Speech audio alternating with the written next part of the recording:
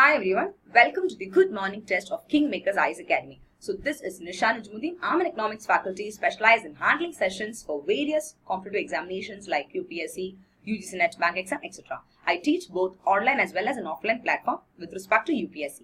So now in this particular Good Morning Test, a set of MCQs exclusively based on current affairs for the month of June 2019 will be discussed with the proper explanation. So now in this particular Good Morning Test, the main aim is to enable the aspirants to prepare their current affairs with much of ease on a daily basis. So now targeting the upcoming UPSC 2020, a set of 10 questions based on current affairs will be discussed, and now through this a 360-degree coverage of your current affairs topic will be covered, and that too from the most authenticated sources like the Hindu, PIB, etc.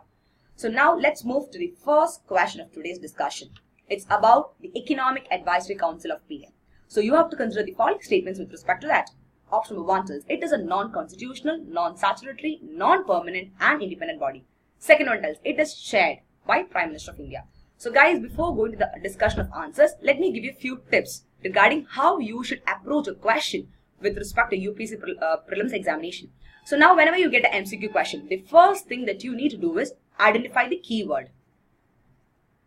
So now you will be thinking, what is this keyword? The keyword here is whenever you get a question such as consider the following statement in UPSC, normally they'll ask you to identify the right statements, right? It will be the correct statement. But there are some cases where the UPSC also asks you questions as to identify the incorrect one or the not correct statement. So now the words like incorrect and not, it's like little rare.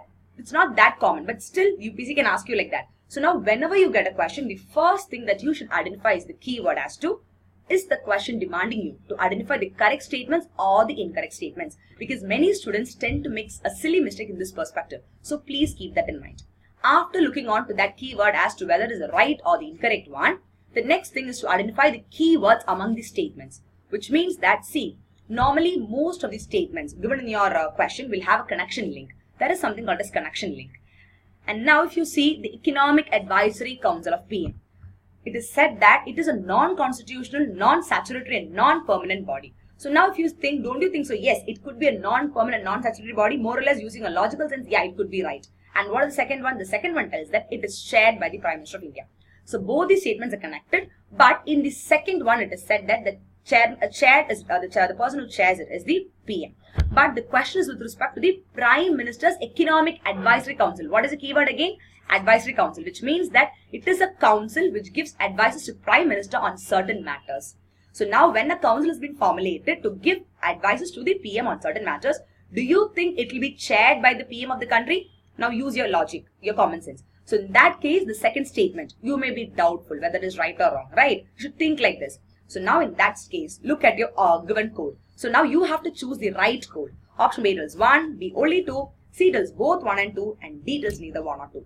So now you will be thinking. So now option number 2, you have a doubt now, because since it is a PM's Economic Advisory Council, it may or may not be chaired by him. Right? That is a notion you have. So now if you're thinking that, okay, it is not chaired by PM means, look at the options given for you where option number 2 is there, where you can eliminate it. That is called as elimination method in UPSC prelims examination. These are the small tricks and tips that you should keep in mind while you are solving your MCQ questions. So why I am teaching like this is because anybody can give you a question, anybody can give you answer. Even you yourself can do it. But there are certain tips and tricks that you should keep in mind while you solve your MCQ questions.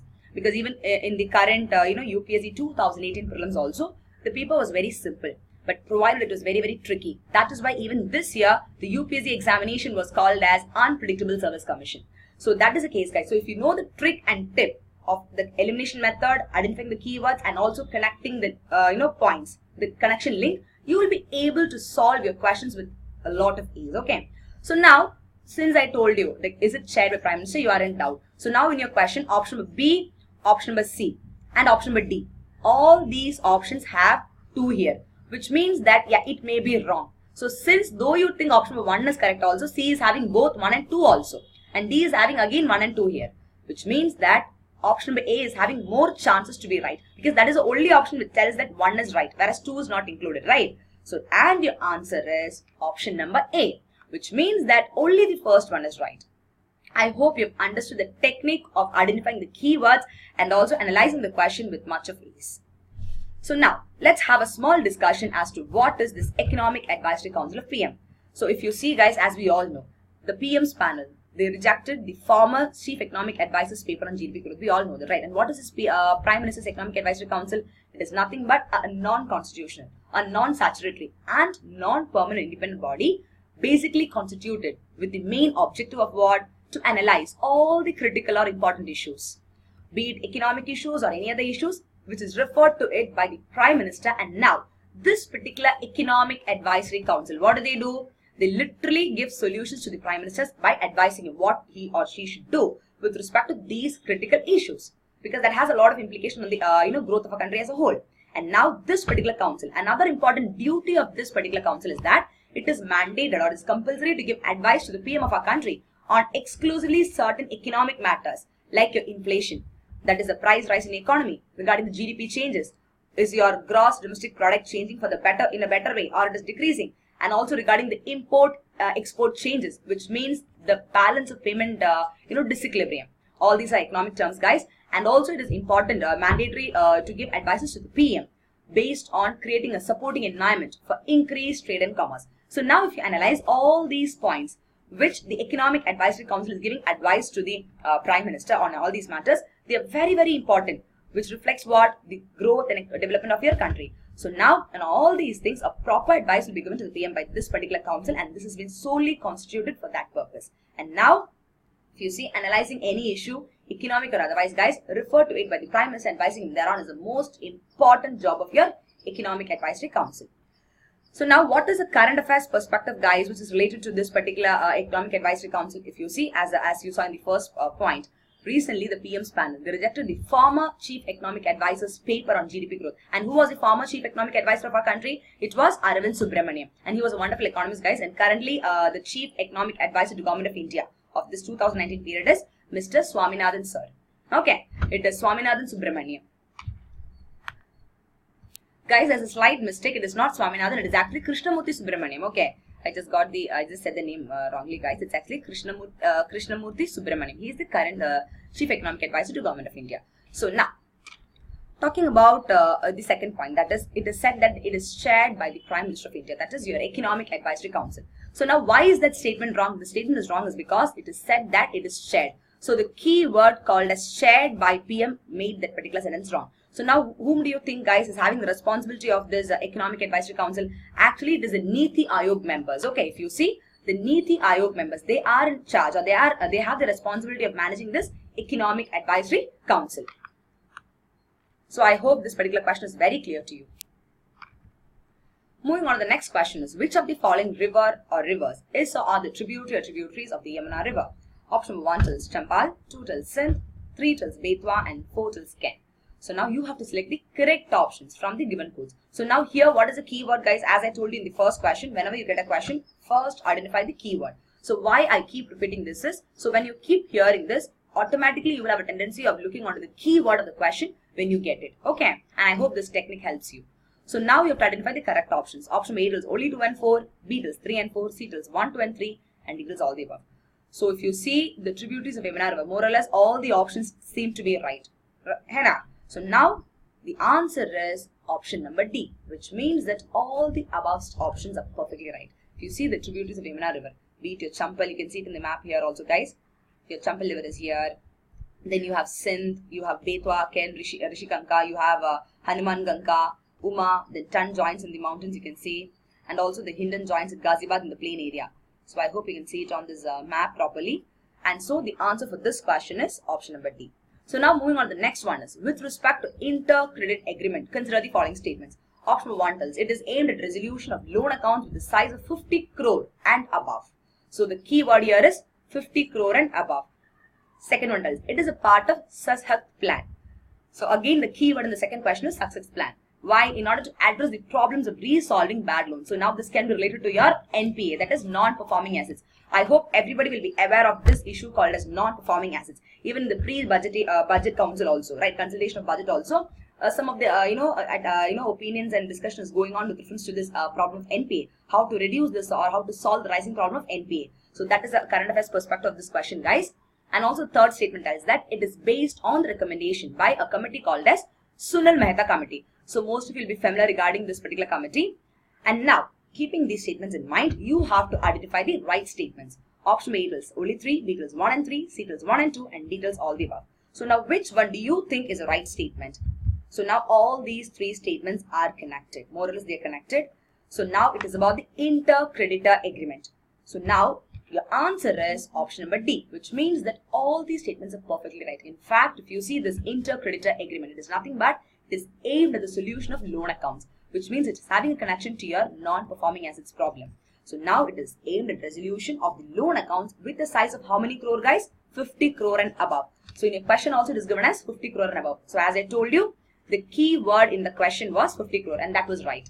And second one, it is a part of Sasat plan. And if you see, yes, it is a part of a plan called as Sasat plan, and that which is approved by the government. Why? So that they'll be able to address all the issues or problems in resolving the bad loans or your non-performing assets.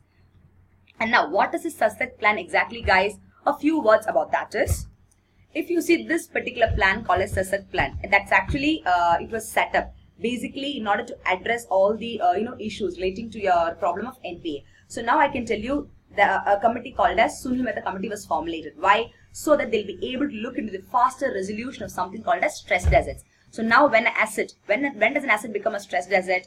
Before it becoming as an NPA. So there is a warning period, guys, before an asset or a loan becomes an NPA. So now before that period only, that particular asset or loan becomes stressed asset. So now to look into those stressed assets and to find a faster solution only, this particular committee called as Sunil Mehta committee was put forward. So now in that committee, what they do is that they went for a 5-pronged resolution.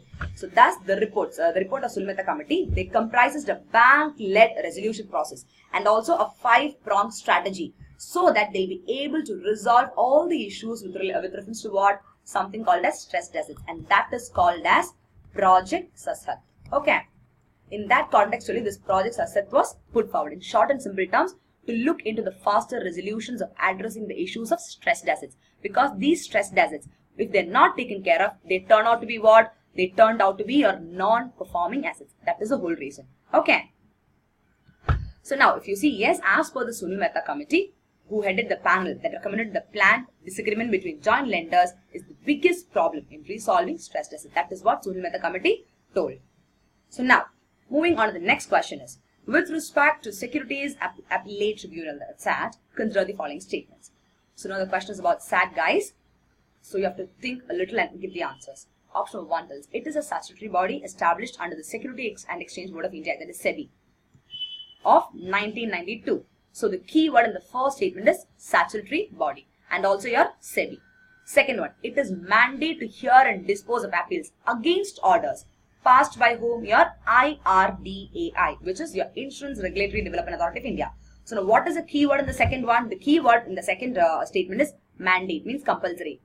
To hear and dispose against orders. Another key word is against, which is passed by your IRDAI. So now you have to identify the right statement, and that is another keyword. So keyword here is right, correct statements. Option number 1 tells only A, 2 tells only B, C tells both are right, D tells either 1 or 2. And the answer for your fourth question is option number C, which means that both 1 and 2 statements are perfectly right. So thus, if you see regarding your Security Appellate Tribunal, it is nothing but a statutory body established under the provisions of the Section 15K of your SEBI Act of 1992. And now this particular Security Appellate Tribunal, guys, what does it consist? It consists of a presiding officer along with 2 other members. And now this presiding officer of your Security Appellate Tribunal, it will be appointed by whom? They will be appointed by your central government. And that too, the central government does it after consulting with the Chief Justice of India or his nominee. Okay? And thus it covers the whole of our country, India. And now, the point number 2 or the statement number 2 talks about the mandatory conditions of that. And if you see this Securities Appellate Tribunal, yes, it is mandated to hear and dispose of appeals against the orders exclusively passed by whom? Your SEBI, that is Securities Board of India. Also your PFRDA, that is Pension Fund Regulatory and Development Authority. And third one, Insurance Regulatory Development Authority of India. So now, which means that yes, out of these 3 orders, which is passed by all these following organizations, your IRDI is also involved. So now in your question that was there. That is why the second one is right. So now guys, in your answer, if you see, it is said that it is mandatory or compulsory to hear and dispose of the appeals against the orders passed by your SEBI, your pension fund, and also insurance regulatory. So all these three orders passed by all these three institutions, they're supposed to hear. But in your question, what if they gave a word called as only? Supposing it is said that it is mandated to hear and dispose of appeals against orders passed only by Insurance Regulatory and Development Authority of India. Supposing you had a word called only, means then 101% it is sure that the second one will be wrong. And the right statement for this particular question will be only one. Option A would have been the right answer. Why? Because of the keyword only. And not only that, for UPSC, if you see, this is another trick. Mostly, whenever a statement consists of a word called as only, mostly that particular statement will be wrong. Many of the time, that is a trick. Mostly, it appears to be wrong. And now, in this particular statement, that is a justification. Because if you see, yes, this security appellator tribunal, it is mandatory or compulsory for them to hear and dispose of appeals against the orders passed by your insurance regulatory, along with some regulatories also, like whom? Like your SEBI, that is Security Exchange Board of India, and also your Pension Regulatory Fund Regulatory and Development Authority. So there are two other organizations also involved. It is not only your insurance regulatory, right? But in the question, if it is said that only passed by IRDA, means only this is having the right, whereas the other two organizations, it is not necessary to hear them, which makes that particular sentence wrong. So that is the reason whenever you have the word called only, that particular statement will be, you have to reconsider it. Mostly that will be wrong. Did you understand? I hope it is very clear with you people, the certain keywords. Okay.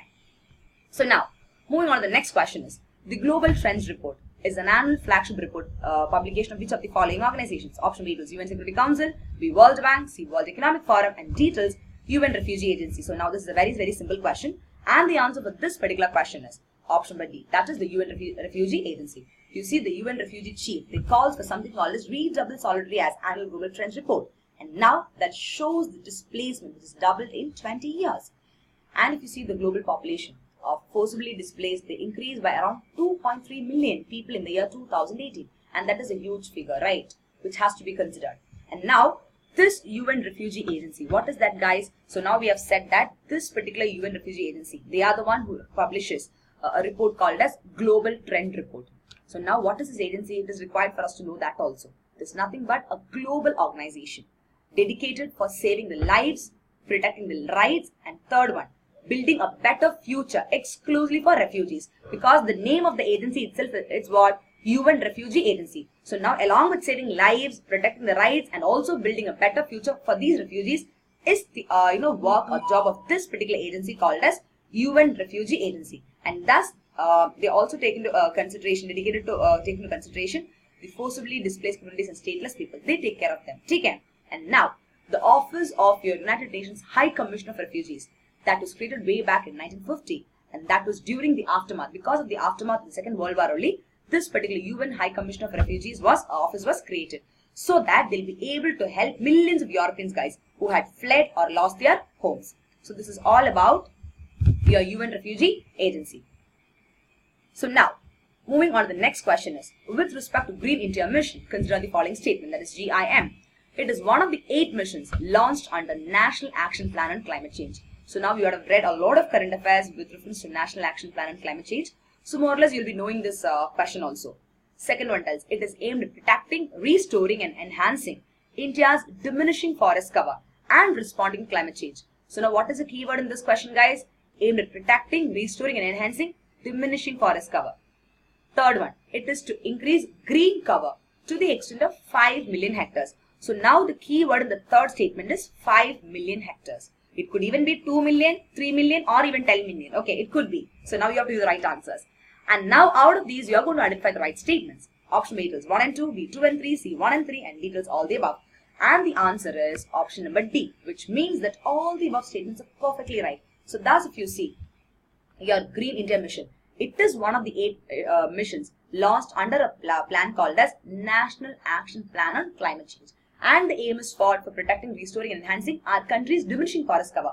Only then we'll be able to respond to this climate change. And we all know that climate change is one of the global issues. It's not only an issue for our country, India. It is a burning issue for the entire globe. And today we know that how we are suffering because of this climate change, right? Let's take the case of the place where we are put up. If you take even the metro cities like Chennai also, because of climate, what all issues people are facing. It has a huge implications on the our growth of economy as a whole. if you connect with your economic and social indicators. Because if you see the environmental indicators, automatically they have an influence on your social and economic indicators too. So thus climate change is a part of your environmental factors, right? So it has to be taken care of.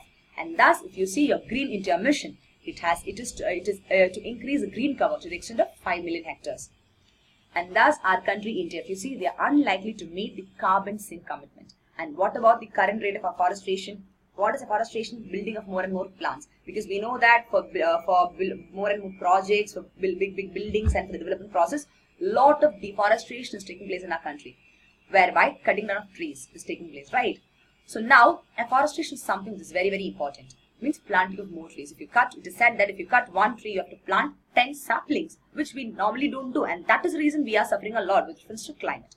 So now if you see the current rate of afforestation, which means planting of more saplings, is 35 million tons per year carbon dioxide equivalent, and that is lower than what is needed to achieve the target, which means that lot more is to be done with respect to what? With respect to afforestation or planting of more trees to address this issue.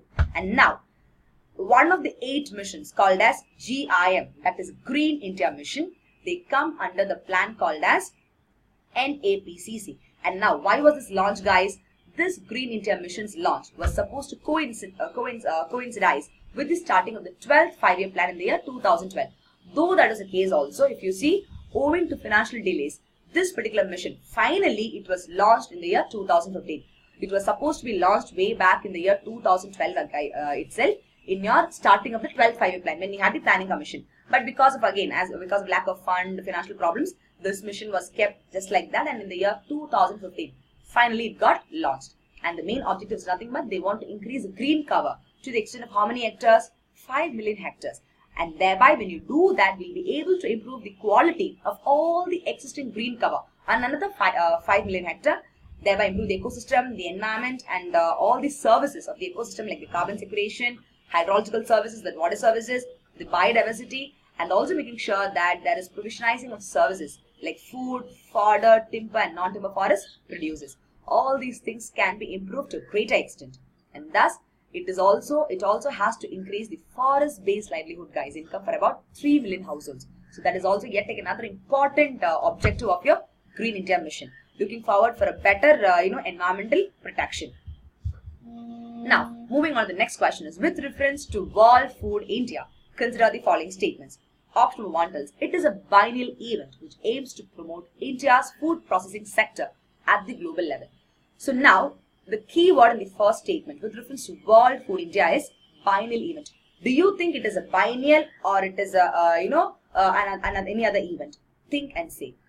Or it is conducted on a quarterly basis or something like that. Second one, the World Food India 2019, that will be held in New Delhi. Look at the keyword, it will be held. That too in our country, New Delhi. Third one, the tagline of this event called as World Food India will be Forging Partnership for Growth. So now you have to identify the right statements. Option B is 1 and 2, B 2 and 3, C 1 and 3, and D is all the above. And the answer to this particular question is option number C, which means that only 1 and 3 statements are right, whereas second one is wrong. That's why I stressed the second point, saying that it will be held in New Delhi. So that is wrong, guys. It is not the case. If you see, the Ministry of Food Processing Industries, they only announced that the World Food India 2019, that will be held from 1 to 14th November, where in New Delhi. Take care. So guys, 1 second. There is a slight change here, guys. It said that the World Food India 2019 will be held in New Delhi. And yes, if you see the World Food India 2019, yes, that will be held in New Delhi from November, guys. It's correct. Okay, even your second one is correct. So in that case, the answer will be option number. It has to be option number 1 and 2 is also correct. 1, 2 and 3. All the options are correct, guys. In that case, all the 3 options are perfectly right. Okay. And if you see, you just make a change here. It is actually D. 1, 2 and 3. All the options are perfectly right. It's a typing mistake. Please note that error. So thus, if you see, the Ministry of Food Processing Industries, they have announced that the World Food India 2019 that will be held from 1 to 4th November 2019 in New Delhi, in our capital. Now, and if you see, yes, the tagline of this particular event will be Forging Partnership for Growth, and that's what you saw in the third statement, right? And again, if you see this particular global event, it will facilitate all the global investments and domestic as well as global investments into food processing sector in India. Basically, it is to promote what? your food processing sector at a global level, our country's food processing sector, because that is gaining a lot of importance, right? And India's food processing sector is having a highest, potential to improve way beyond what it is improved today. So that is why they want to improve our countries or promote our country's food processing sector at the global level. And that's why this World Food India program is being launched. And that's why in this year, that is 2019, that will be held in New Delhi from November 1 to 4. And now, this particular World Food India, it will be actually a gateway to the Indian food economy and also an opportunity for our country to showcase, connect and collaborate globally. And also we'll be able to widen or expand our market. And thus a lot of gathering of investors, manufacturers, producers, food process, policymakers and organizations, all these people from the global food ecosystem will be involved in this particular program. And thus, by doing such kind of World Food India program, I can tell you, it will enable higher returns for the farmers. They were creating employment and also fostering something called as entrepreneurship. So these are the advantages of this particular World Food India program. And now, when was this announced and by whom, guys? If you see, Srimati, Hasrimat Kaur, Badal, who is a Union Minister of Food Processing Industry, recently they announced the World Food India 2019. Okay, which is to be held at New Delhi, guys, from 1 to 4 November 2019.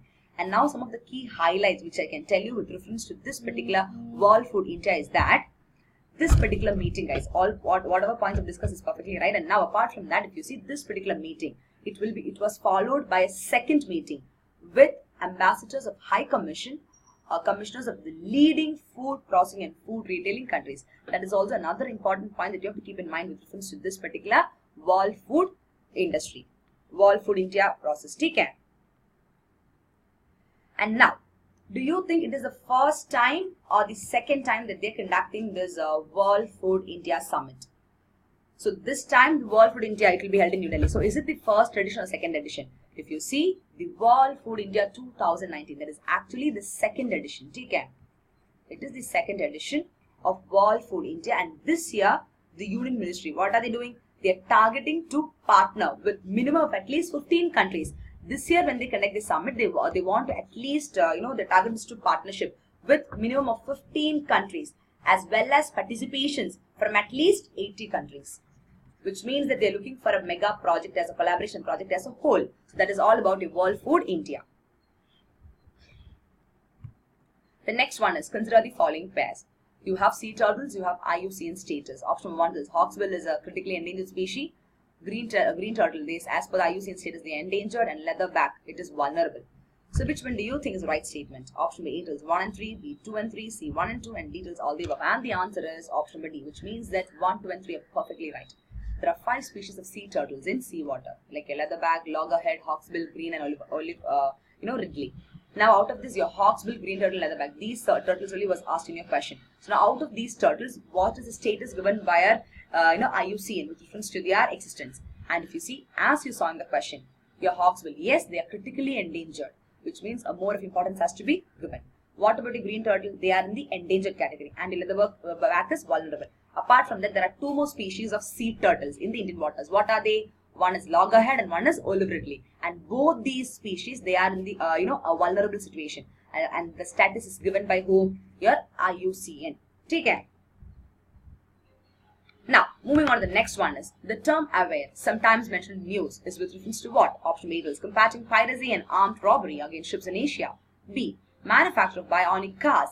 C, Ebola strain, and D tells guiding tools for using antibiotics safely. So which one do you think is the right answer? And the answer is option number D, which means the term aware is related to guiding tools for using antibiotics safely. So now what is this aware, guys? It's nothing but it's an online tool which is aimed at guiding policymakers and health workers how to make use of all these antibiotics safely and also more effectively. Because today we know that when you go to a hospital or when you go to with any diseases, the next thing the doctor prescribes is antibiotics. So most of us, majority of us, are having a lot of antibiotics in our body by this time, right? And that is again the growth of medical industry as a whole, and that is not at all good for us because too much of antibiotics can also lead to a lot of other health issues. But what to do today? The medical industry as a whole is done like this. So now, if you see this particular aware, as we said, it's an online tool, online tool to make sure that these health workers and policymakers, they are making use of these antibiotics. They're making use of that very safe and more effectively It was launched by a WHO, that is World Health Organization. And now the tool known as AWARE, they classify the antibiotics into 3 groups. What are they? One is access, second is watch, and third is reserve. So access means the antibiotics which is used to treat the most common and serious infections. And now mostly such kind of antibiotics, we can see many of the people are consuming such the antibiotics coming in the first group. Second is watch, which means the antibiotics available at all times in the healthcare system. And reserve is the antibiotics used very, very sparingly or preserved and used only as a last resort. Means in a very critical situation only this reserve antibiotic is being used. So now moving on to the next and the last question of today's session is, with reference to Financial Stability and Development Council, consider the following statements. Option 1 tells it is an organ of Niti Aayog. 2 tells it is headed by the Union Finance Minister. 3 tells it is monitors macro-prudential supervision of the economy. So now here the key word is organ of Niti Aayog. Do you think it's an organ of Niti Aayog and they are headed by your Union Finance Minister? That is the Financial Stability and Development Council. Now if you see the FSDC, that is Financial Stability and Development Council, yeah, there are more chances for that to be headed by the Finance Minister because it is having something to do with the finance part, the stability of that, right? So the second one could be right. But what about the first one? Do you think they are organ or a part of Niti Aayog? You have to think. And third one, it monitors macro-prudential supervision of economy. Now we know the financial stability and development, they are macroeconomic perspective, right? What is macroeconomic perspective? The bigger version of economy, wherein you are dealing with the whole functioning of economy. So now financial stability is a bigger thing. It's not a micro perspective, it's a macro perspective. So now even the third one also more or less you'll be thinking, hey, there are chances for it to be right. Now let's see what's the right answer. Out of the options you have option A is 1 and 2, B 3, C 2 and 3 and D is all the above. And your answer with reference to Financial Stability and Development Council is option number C, which means that only 2 and 3 is right. Whereas the first one is wrong. Why? Because it is said that it is an organ of Niti Aayog. That's why I asked you, though your second one, that is the financial stability, though they are headed by the Union Finance Minister, as the question itself gives you a clue. Do you think there will be an organ of Niti Aayog? You have to think it, because when it is headed by the Finance Minister, that to be an organ of Niti Aayog, that is more or less in a doubtful scenario, right? And thus, if you see, your answer is option number C. That is only second and third one is right, whereas first one is wrong. What is this council, guys? We have Financial Stability Development Council. That is an apex level body constituted by our Government of India. And now, why did they create such kind of council? The basic aim is that the idea is to create such a super regulatory body. It was first mooted by the Raghuram Rajan Committee way back in the year 2018. This was by, he was an ex-RBI governor for us, right? So it is Raghuram Rajan who said that, okay, there is a need for us to create such a super regulatory body. And now if you see a Financial Stability and Development Council, they are not a statutory body. Okay, they are not at all a statutory body. And why did the Raghuram Rajan Committee, or why did Mr. Raghuram Rajan, put forward this council? If you see, it was basically set up with the idea to strengthen or deepen and also institutionalize the mechanism for maintaining what? Financial stability. And that is very, very important for the growth and development of any economy, right? Having a proper financial stability. And that is why this council was put up. And apart from that, it also want to enhance or increase the inter-regulatory coordination, thereby promoting what? The financial sector development in the most optimistic manner. And now, if you see this particular council called as Financial Stability and Development Council, that is chaired by Union Finance Minister, and that's what you saw in the question, right? It is perfectly right. Along with the members, guys, that is the members are the governor. You have the governor of RBI. You have the finance secretary and secretary of Department of Economic Affairs. You have even the secretary of Department of Financial Services. Your chief economic advisors, Ministry of Finance, the chairman of SEBI, the chairman of your Insurance Regulatory and Development Authority, and also chairman of Pension Fund Regulatory and Development Authority. So now, guys, if you see this SEBI, then Insurance Regulatory and Development Authority, and also Pension Fund Regulatory, we have discussed the same point in some of the questions we discussed initially. I hope you remember that. So you can connect those points here. Okay, whatever questions we have discussed based on these three organizations, you can connect it here. In the context of SAT, Security Appellate Tribunal, we discussed this three organizations, right? So you can connect this particular question with that, and that will be a quick revision of all what you have done. Okay. So with this, we have done a set of 10 questions with the proper explanations exclusively based on current affairs for your UPSC prelims examination. So yes, thank you dear students, and please do rate, review, recommend, enroll and follow me for more such courses. And also don't forget to give your valuable feedback in the YouTube comment box, and don't forget to subscribe our KingMakers IAS Academy channel so that more and more updates you will be getting with reference to your UPSC prelims examination. Thank you and stay tuned for more upcoming lectures.